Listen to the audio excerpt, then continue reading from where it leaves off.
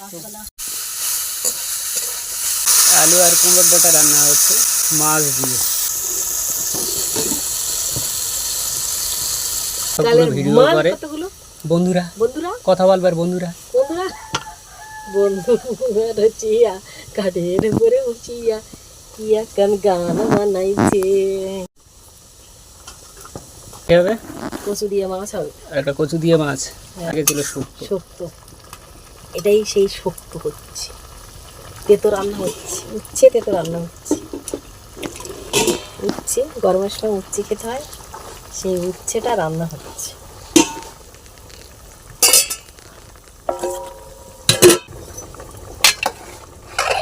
ভাতটা ভালো করতে হবে। ভাত হয়ে গেছে।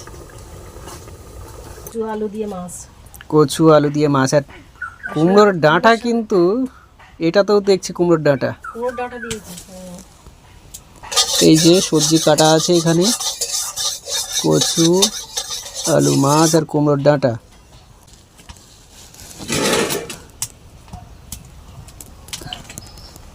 সামান্য মশলাতে রান্না, দেখতে পাচ্ছেন কতটুকু তেল, অথচ খেতে কিন্তু খুব ভালোই লাগে। ভালো লাগার পিছনে যে ম্যাজিকটা কাজ করে সেটা হলো সব টাটকা বাগান থেকে সবজি সদ্য তুলে আনা আর পুকুর থেকে মাছ সদ্য ধরা। ভালো কেন লাগবে না বলুন।